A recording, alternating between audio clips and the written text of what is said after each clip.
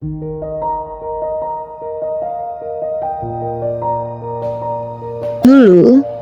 orang tua kita bercerita bagaimana susahnya mencari ilmu.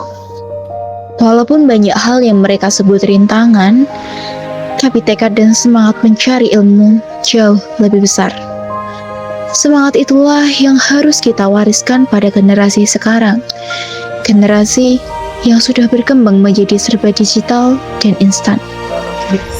Mari kita simak perbedaan literasi dahulu dan literasi digital seperti sekarang.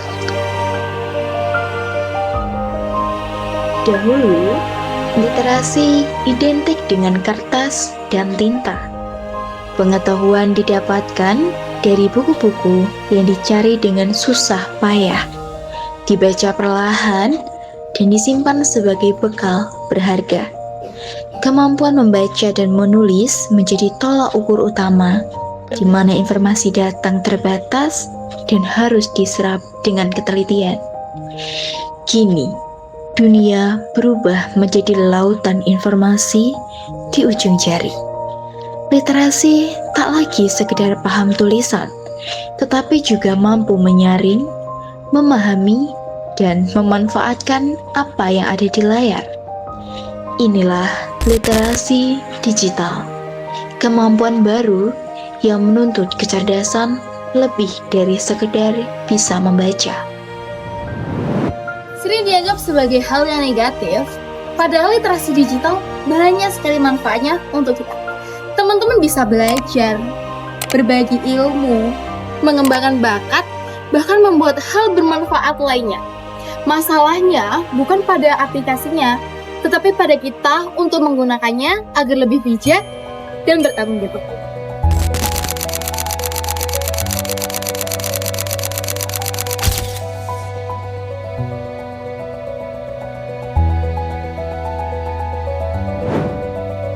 Di SMA Negeri 1 Tunjungan, kami punya satu program rutin setiap hari selama 15 menit, yaitu kegiatan literasi. Literasi, berbagai mata pelajaran hingga numerasi, kami dapatkan melalui Google Classroom. Kegiatannya dikemas dengan cara yang menarik, di mana kami saling berlomba menjawab soal dengan cepat dan tepat. 3 orang yang menjawab paling cepat akan mendapatkan poin, dan poin-poin tersebut nantinya bisa ditukarkan menjadi nilai tambahan untuk mata pelajaran bahasa Indonesia. Karena dikemas seperti ini, kegiatan literasi jadi terasa lebih menyenangkan dan tidak membosankan. Kami jadi lebih semangat untuk belajar, membaca, dan berpikir tangkas. Semoga cara ini bisa menjadi contoh yang baik, bahwa kegiatan literasi bisa dijalankan dengan cara yang seru, sekaligus bermanfaat bagi kita semua. Oke, Ella ini kan sebagai Gen Z ya? Iya, Kak. Nah, Ella ini kalau misalnya lagi berliterasi lebih condong ke digital atau ke buku? Kalau dari aku sendiri ya Kak, aku itu lebih condong ke literasi digital. Karena apa? Karena mengingat ya, di era yang sekarang ini kan kita lebih terpusatnya ke digitalisasi, terus modernisasi. Jadinya itu kalau literasi digital, kita itu lebih cepat untuk mengakses informasi yang terbaru dan terkini. Dan selain itu juga, kalau literasi digital itu, kita itu lebih nggak ribet aja Kak membawanya. Kita cukup bawa ini aja, ponsel.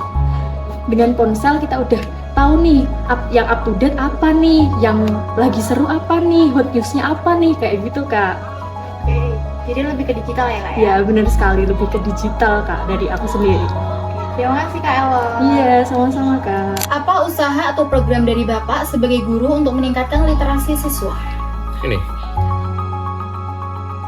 Pak suruh untuk membuat cerpen sesuai dengan penugasan yang ada di buku paket, kemudian tak minta untuk dibukukan.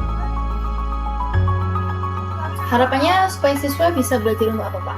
Minimal ketika dia membuat cerpen, berarti kan dia akan berupaya untuk berpikir secara kritis dan kemudian dia akan mengembangkan literasinya.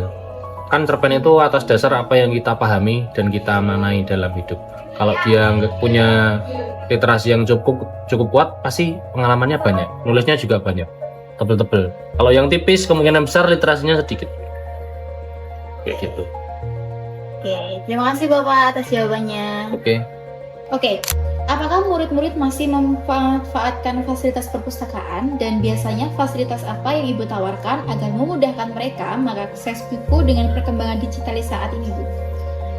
Ya, selama ini anak-anak masih memanfaatkan fasilitas perpustakaan, terutama buku-buku ya, terutama buku fiksi. Biasanya anak-anak itu mencarinya itu, sama untuk penunjang mata pelajaran juga masih ada. Untuk digitalisasi, berkaitan digitalisasi perpustakaan, kami sudah menggunakan aplikasi. Jadinya buku-buku perpustakaan kami sebagian besar sudah terotomasi. Nah, aplikasi yang kami gunakan itu namanya InWisLite. Itu program dari Perpusda. Kami bekerja sama dengan perpustakaan daerah Kabupaten Blora. Untuk anak-anak biar cepat menemukan bukunya atau koleksi perpustakaan, kami biasanya mengklasifikasikan buku itu. Jadinya ada nomor klasifikasinya dari 00 sampai 900. Baik, terima kasih buat atas informasinya. Mimpi adalah api yang wajib kita nyalakan di dalam hati. Kita tidak bisa mengubah masa lalu, tapi kita bisa membuat masa depan untuk jauh lebih baik.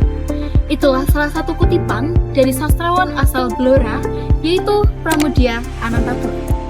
Literasi terus berkembang. Dari yang awalnya buku cetak, kini berubah versi menjadi gawai. Dan hal itu kita manfaatkan untuk belajar agar lebih seru dan menantang.